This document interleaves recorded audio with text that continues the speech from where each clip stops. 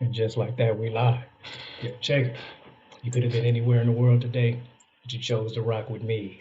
And for that, I appreciate you. So check it, man. We about to get right into this, man. As some of y'all may or may not know, I'm a big fan of art. Period. So I can't narrow my taste of art into any box. I cross the board. You know what I mean?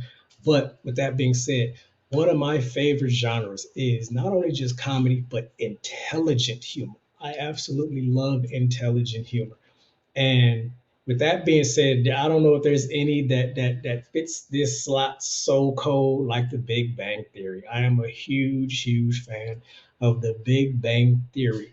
Their style of writing, their banter back and forth. I mean, it's some of the most brilliant, not even some of it, may be the most brilliant dialogue you could ever hear in a show. I mean, I feel bad for those actors having to deliver those lines sometimes, especially Sheldon, man. But anyway, with that being said, let me cue me up. Let me cue me up. I want to just react to this scene. It's one of my favorite episodes. It's one of my favorite scenes. This scene is titled "The Time Machine." I'm not gonna spoil it for you if you haven't seen it before, but it's just so much genius behind this scene. That's all I'm gonna say. So I'm gonna rock with y'all while y'all rock with me. Let's just get into it. I don't know what you were worried about. I think it really works in the room. Yeah, it is by far the coolest thing I have ever owned. The exact time machine that carried actor Rod Taylor from Victorian England into the post-apocalyptic future, where society had splintered into two factions, the subterranean Morlocks, who survived by feasting on the flesh of the gentle surface-dwelling Eloi. Talk about your chick magnets. That's right. Oh, yeah. The guy who lives next to me is always like, I have a jacuzzi on my balcony. I have a jacuzzi on my balcony.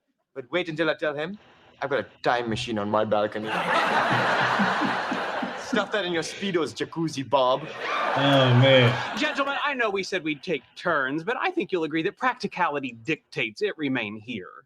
You can't just keep it here. What if I meet a girl and say, you want to come up and see my time machine? It's at my friend's house. How lame is that? He's got a point. All right, I think we're going to need some ground rules. In addition to the expected no shoes in the time machine and no eating in the time machine, I propose that we add pants must be worn at all times in the time machine. Seconded. I was going to put down a towel. That's facts, man. You can't have nobody drawers just sitting on your time machine all willy nilly. I'm gonna tell you that right now. That's a fist fight. I still want it on my balcony. I say we move it on a bi-monthly basis. Yeah, that sounds fair. But now, hold on. Bi-monthly is an ambiguous term. Do you mean move it every other month or twice a month? Twice a month. Then no. Okay, every other month. No. Sheldon, you can't be selfish. We all paid for it, so it belongs to all of us. Now get out of the way so I can sit in my time machine.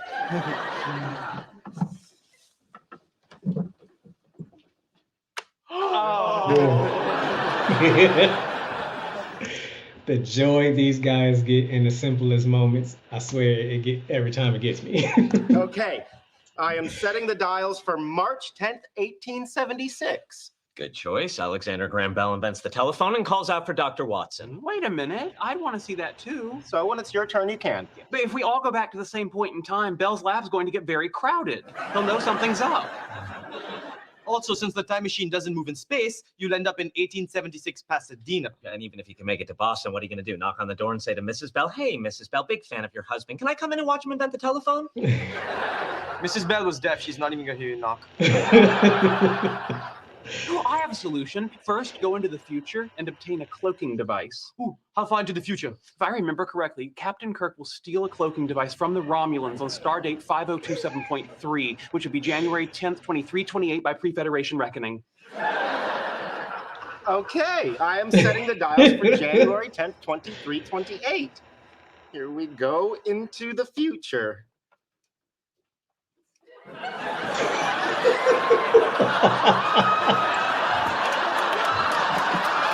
Oh my God.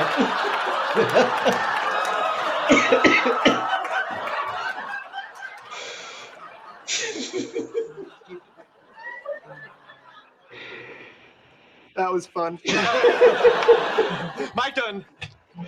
I'm sorry. Y'all can call me whatever y'all want. That I'm sorry. That was just pure brilliance.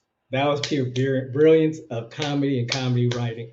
And I'm running it back. Hey, you just gotta bear with me, man. You just gotta bear with me. That come on. That check the movements, man. They are headed to Hey, the I am T. setting the dials for January 10th, They 2328. killed that, man. Here we go into the future.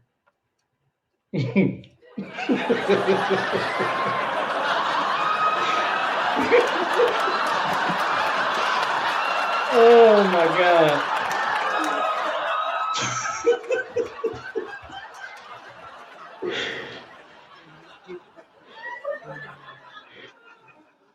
That was fun. My turn. Oh, sorry. Okay, first of all, what you call a gap was nearly 3 feet wide. I slipped and skinned my knee. Are you okay? Second of all, the door to the stairwell of the other building was locked, so I had to go down the fire escape, which ends on the 3rd floor, forcing me to crawl through the window of a lovely Armenian family who insisted I stay for lunch. That doesn't sound too bad. It was 8 courses of lamb, and they tried to fix me up with their son. Sorry. Not done. By the time I finally got to work, they'd given my shift away. Yeah, that's right. I've lost an entire day's pay thanks to this Time machine. The lights flashed in the dish bins. You want to try it? No!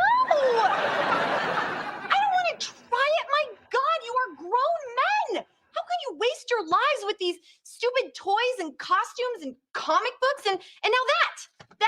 Again, time machine. Oh, please, it's not a time machine. If anything, it looks like something Elton John would drive through the Everglades.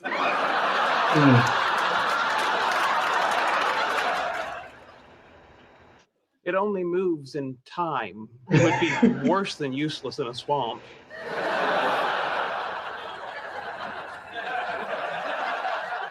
Pathetic. All of you, completely pathetic.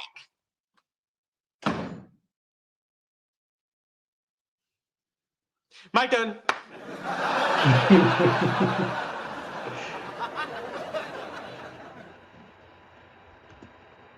She's such a hater, man. I'm sorry, man. Sorry, man. Don't be around nobody who's always trying to kill your joy, man. You know what I mean? Trying to say stuff that we enjoy is childish. I think that's childish. I mean, I don't like that. Anyway, I hope y'all got a laugh out of that. That's one of my favorite scenes, the time machine. Them cats. You got to run it back. That the movements. I'm sorry. I enjoyed it. If you didn't enjoy it, I don't know what to tell you. Like I say, my humor covers a spectrum, man. You can't box me in, man. I love all different types. I love comedians, but I love television comics because they have to be. I mean, for example, you have stand-up comedy. You have Richard Pryor can do stand-up comedy, but you also have TV comics like Sheldon. He's not a stand-up comic, but he's brilliant in television. Like you can master so many different lanes of comedy. That's why, to me, in my opinion, I always felt like Jerry Lewis, man. Jerry Lewis is the GOAT. I feel like Jerry Lewis has that crown. He's mastered all facets of comedy from stage shows to stand-up to improv to television to film, all the way to film directing and produce. Like, come on, Jerry Lewis's comedy, man, it just has no bounds, man. That's the dude to me. That's my opinion. I'm sorry.